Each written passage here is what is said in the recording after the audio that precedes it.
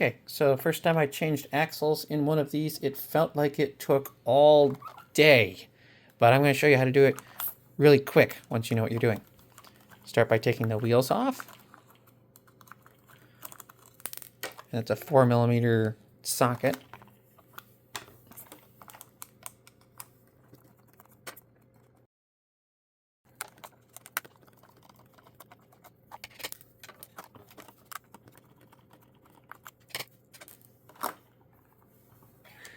You could take the body off, but the Bronco's body is wired because it has real headlights. So we're actually going to just try and do it with the body on. It's not that bad, and it has a roof rack, so we can set it like that. So we're going to take the shock off. Don't need to do the top one, you only need to take it off the bottom.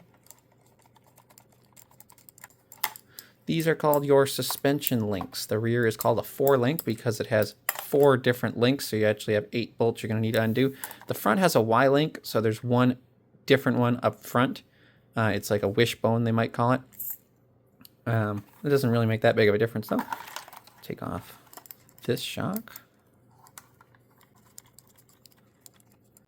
And you don't need expensive tools because I literally have a Walmart like eyeglasses repair kit screwdriver. So the bottom ones don't have a whole lot of thread because it passes through this and the link, so it actually only threads into the back part. And to make sure I don't lose these, I'm actually going to thread them back in just a little bit. You don't have to go all the way.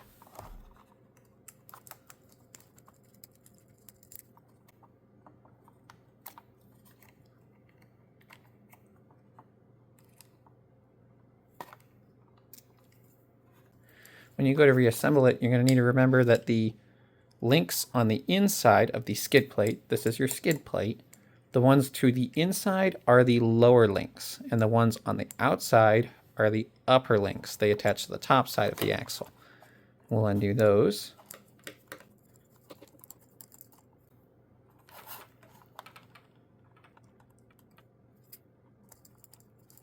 If it feels like it's cross-threading, it probably is, and you should stop. But you'll get used to it. You'll feel the difference between it's biting into the plastic threads and it's stripping the plastic threads out. You can take these screws out on these rigs again and again and again if you know what you're doing. So the drive shafts, if you've never seen the drive shaft before, is this splined thing, and it slides into there. Now that does that so when it moves throughout its suspension, it can slide in and out. So when you undo all of your suspension links, that's going to slide right off there. And that's okay. We're going to take this drive shaft off so we can attach it to the new one. First, let me put this screw back in here. So this is your axle housing. This is the differential cover. You can replace this with a brass one to add more weight. And the top 2 screws on the differential cover hold on the rear upper link mount. That's what this piece is. You might need to take that off for a new axle. The new axle might come with it and you get to assemble it with a new one. We won't need it today because we're going to put on the Mias Racing axles, and they have their own rear upper link mount that has different holes to adjust your suspension geometry. So to take the drive shaft off, there's one screw that goes through it. And it's kind of difficult to get in there and grab that. If you need, you can get a small flathead screwdriver. Oh, my fingernails worked. And then the drive shaft just pulls off. It does. It's kind of hard, but once that screws at it, will come off. See, it's just a D-shaped shaft that the drive shaft sits on. And we're going to need to put this onto the D-shaped thingamabob on there. And then put the screw back in, or it'll come apart and then all your friends will laugh at you. And this one came with stainless steel screws, so I'm going to use those because we like to drive through water and we don't want to get rusty. I'm not certain that's the same screw we're going to use. So this is the top of the axle, so it needs to go down because remember we are upside down. and we're going to take the outside link, the one closest to the frame, and we're going to stick the screw through it. Oh, yeah, like that. And let's see, where's closest to stock? I think we're going to go there. This is not hard to move. You can reach in the side and do this after you get it in if it's not lining up. Be extra careful if you're using like these Mias axles that you don't strip those screws, because they're metal threads, and those are going to be a real pain. And you don't want to tighten that down until it doesn't move, because we want movement on this one. It actually feels a little bit tight. There we go. And we'll come over here, get the other one furthest to the outside.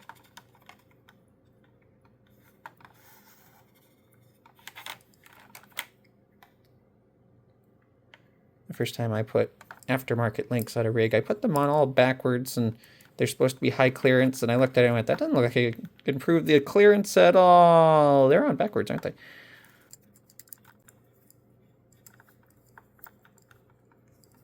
Again, not too tight. Now, at this point, while you have all this free range of motion because you haven't put your links on yet, or the bottom links, we're going to put the drive shaft together and then try and hold that together while we do this bit. Because if you put it together and have one or both of your drive shafts disconnected, you will not be able to move.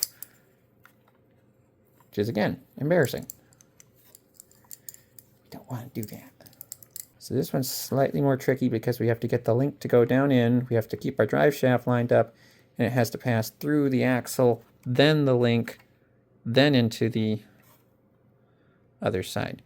So we're going to set it in there, but not poking into the cavity.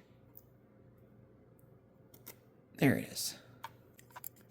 If you manage to tighten that one until it gets too tight on that link, you have bent something really bad. So don't do that. So slide that so it's just not poking out. Put the link in.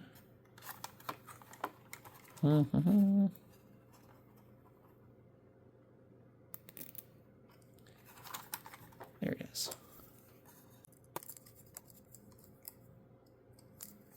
And then we can take our shock. See, the suspension mounts to that one, and then the hole up here is for the shock mounting bolt. Screw, whatever it is. Ooh, that felt bad. Got back up. Don't cross thread it. These shocks, you really can't do it, well, you can do it too tight, but you don't have to keep it loose because it sits on a ball joint. It's so easy. If you've ever done a real car where you have to manhandle the springs in before you put the shock on, you would laugh right now. Real shocks actually come spring-loaded with a plastic keeper on there to help you, actually I don't need to lift that up, keep it compressed until it's in place, and you have to cut the plastic keeper and then pray you can line it up before the shock fully expands. It's terrifying. So with the front axle, you're just going to turn it all the way in one direction so that you can reach the front shock.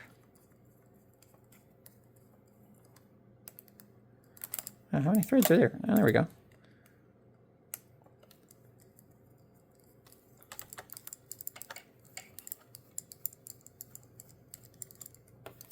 Again, the bottom links don't have a whole lot of threads. They have slightly more than that, apparently.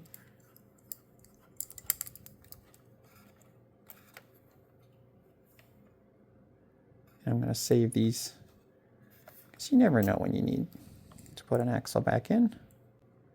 And I don't want to be searching for the screws that go in there. That.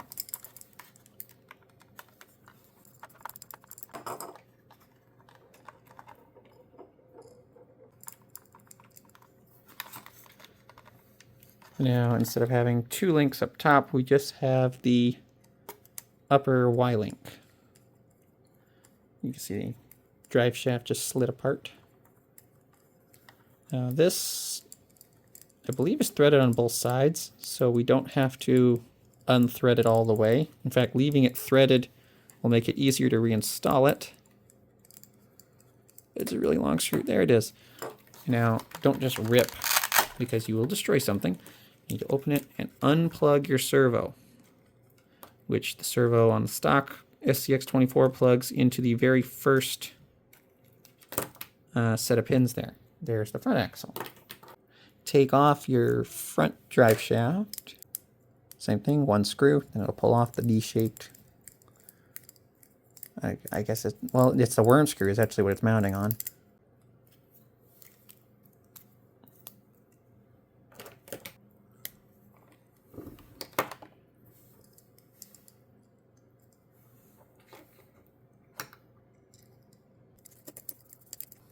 It's really just a pin that holds it in, so you don't need that super tight. This is zip tied because the reef servo comes out the side and it kind of rubs on the frame, and I don't like that, so I have it zip tied to keep it that way as far as I can.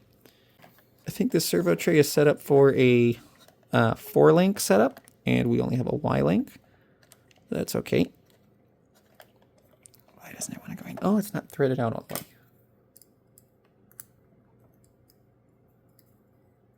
Back that out.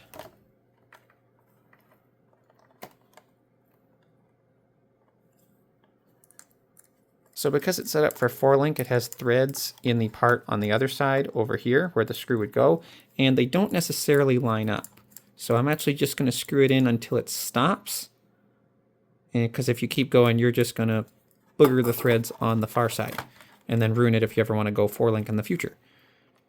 Now we'll put our drive shaft together. Turn that so we can reach our suspension linkage bolt.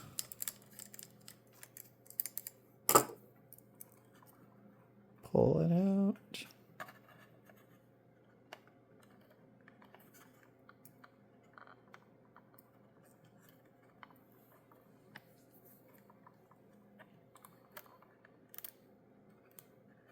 Here we go.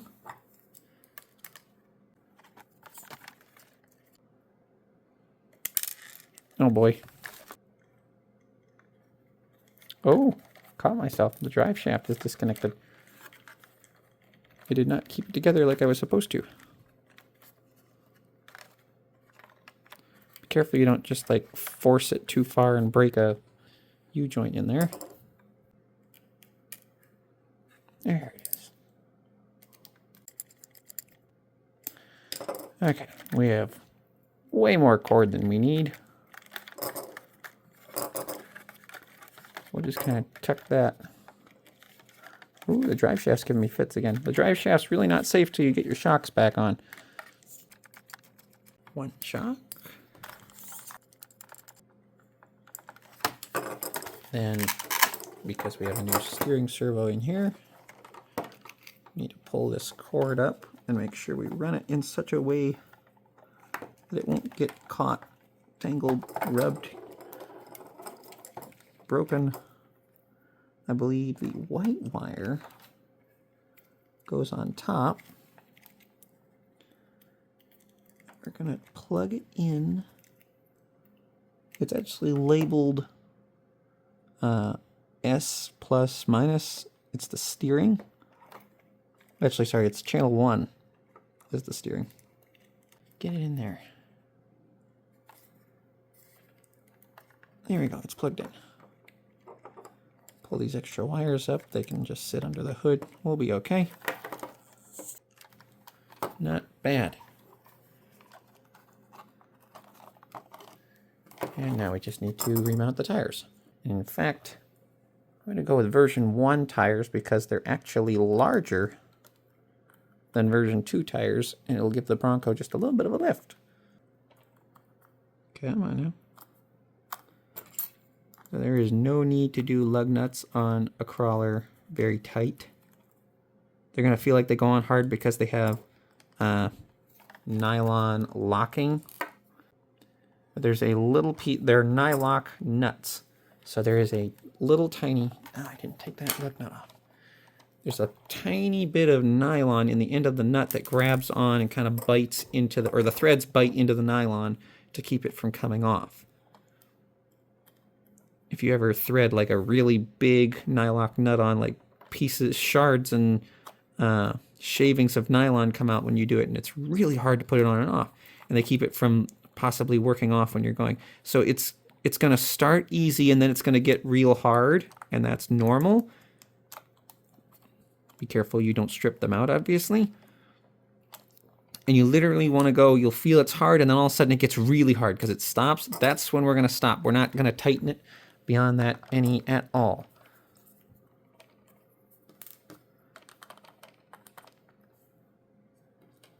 See, here's our lug nut. And when I start it, it's free to move. And then all of a sudden right there, it gets too hard to turn with my fingers. That's when it's hitting the nylon bit. Keep turning beyond that. And you see the wheel still wiggling. Still wiggling.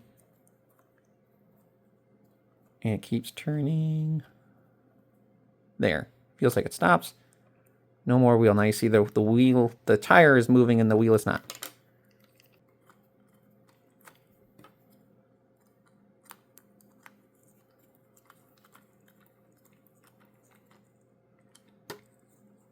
And that's how you change your axles start to finish. Ooh, I like the look of those bigger tires.